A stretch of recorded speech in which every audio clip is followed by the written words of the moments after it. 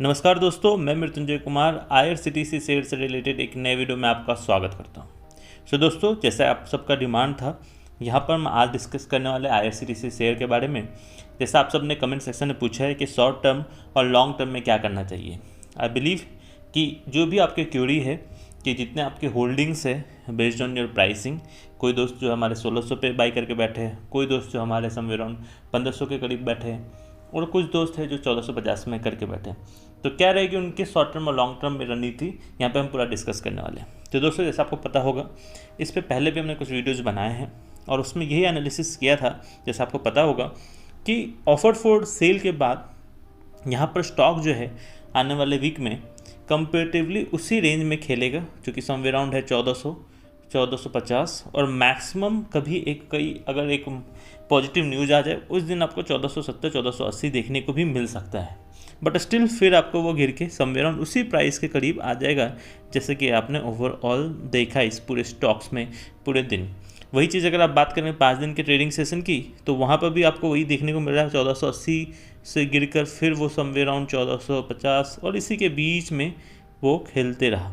So guys, इसका मतलब है जो हमने प्रेडिक्शन किया था वो सेम हाउ वही है और वो ऑब्वियस है। दोस्तों, ये हमने कहाँ से रिलेट किया था? ये हमने किया था रिलेट जो अदर्स जितने भी शेयर है जिन्होंने अपने ऑफर फॉर सेल जारी किए थे उससे।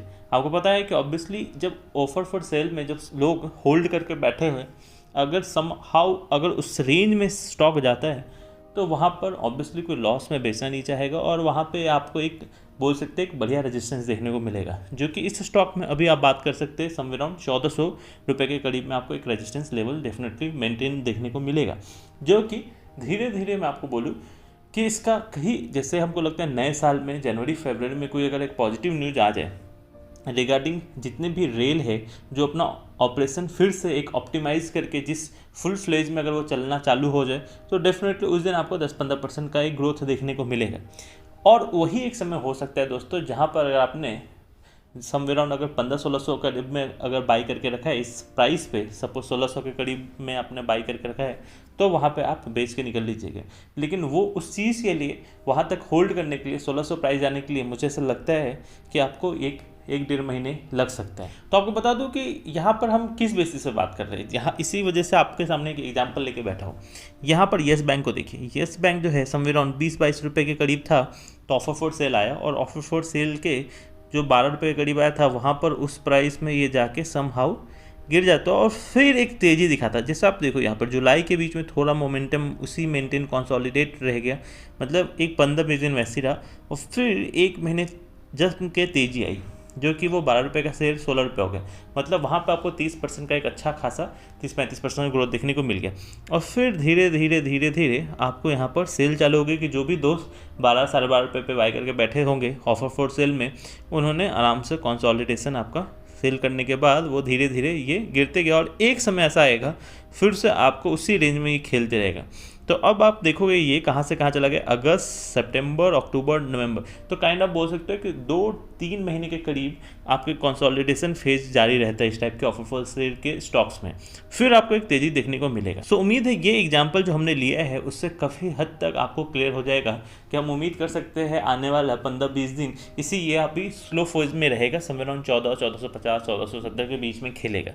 और फिर जैसी कोई न्यूज़ अगर आ जाती है अगर अगले 1-2 महीने में या कि ट्रेन की रिलेटेड ऑपरेशन ऑप्टिमाइजेशन की, तो डेफिनेटली वहाँ पे आपको फिर से ग्रोथ देखने को मिलेगा। लेकिन दोस्तों कीप इन माइंड, क्योंकि वो एक ऐसा समय रहेगा जब जितने भी जो शेयर को होल्ड करके बैठे हैं, स्पेशली वो दो जो ऑफर फॉर सेल में जिन्होंने बाई किया होगा समवेयर अराउंड 1375 के करीब, तो वो तो ऑब्वियसली उस टाइम पे धीरे धीरे बेचना चालू करेंगे। फिर से आपको एक डाउन फॉल यहाँ पर देखने को मिलेगा इस शेयर में।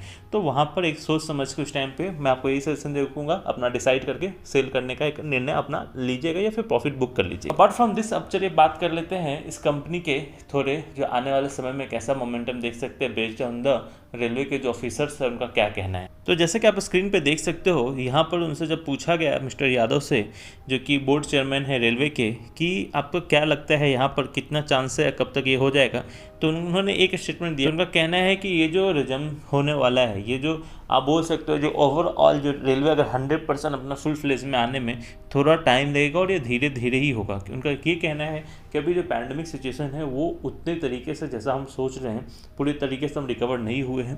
और इसका मतलब सिंपल ये कहना है उनका कि जब तक वैक्सीन इंडिया में नहीं आ जाए, जब तक आपको इस टाइप के आप बोल सकते हो लॉजिस्टिक या IRCTC शेयर में थोड़ा उछाल कम देखने को मिलेगा। और ऑब्वियसली इस वजह से यहाँ पर आपको 1-2 महीने उस टाइप का जब तेज़ी सोच रहे हैं वो आपको देखने को नहीं मिलेगा। यही चीज़ उन्होंने यहाँ पर भी बोला है, it is not possible to give the definite date. एक डेट देना यहाँ पर कोई यहाँ पर कंफर्म क्यों नहीं है, क्योंकि जैसा आप समझ सकते हो हिंट से कि उनका जब तक ये वैक्सीन इंडिया में डिस्ट्रीब्यूट नहीं हो जाए ये यहाँ तक एक कंफर्म डेट नहीं दे सकते। जैसे आपको पता अभी वैक्सीन का इंडिया में किस डेट में आएगा और कब डिस्ट्रीब्यूशन चालू होगा ये अभी तक क्लियर है नहीं। तो इस वजह से उनका यही कहना है कि अभी यहाँ पर हम 100% बता नहीं सकते कि किस डेट से ये नॉर्मलाइजेशन हो जाएगा।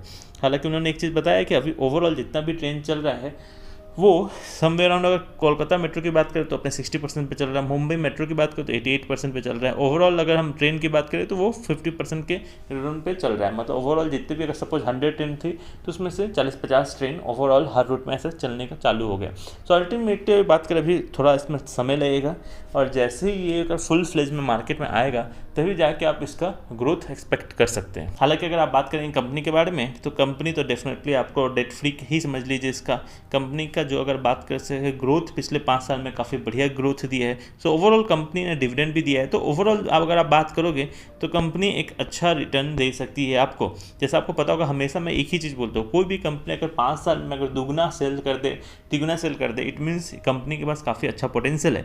तो यहाँ पर अगर आप बात करोगे 2015 से लेता हूँ तो 2015 में से समवेयर अराउंड था 1000 करोड़ सेल, वही चीज़ आपको 5 साल में 2020 में इन्होंने 2200 करोड़ कर दिया। जैसे कि आपको देख रहा है यहाँ पर 5 साल में इन्होंने सेल्स काफ़ी अच्छा ग्रोथ दिखाया। तो सेल्स कंपनी का काफ़ी अच्छा है। अब चलिए बात कर लेंगे आप नेट प्रॉफिट की। तो नेट प्रॉफिट देख ही रहे हो आप, कंपनी ने नेट प्रॉफिट की अगर यहाँ पर देखो तो जहाँ पे 131 करोड़ था कंटिन्यूअस आपको यहाँ पर पॉजिटिव ट्रेंड्स देखने को मिला है दोस्तों। मतलब कंपनी ने नेगेटिव बनाया नहीं है, ऑब्वियसली नहीं बनाया है तो डिविडेंड भी दिया है कंपनी ने। सो ओवरऑल अगर बात किया जाए कंपनी का डेट नहीं है, कंपनी का सेल्स का ईयर ऑन ईयर बढ़ा है, कंपनी का net profit year on year बढ़ा है। तो डेफिनेटली कंपनी का स्टॉक काफ़ी बढ़िया है। यही चीज़ अपने को देखने को भी मिला होगा जब ये रजिस्टर हुई थी, यहाँ पर IPO लॉन्च उन्होंने किया था 700-800 के बीच में, और कहाँ कैसे कैसे ये तेज़ी भरकर 2000 तक आपको ये स्टॉक चला गया था।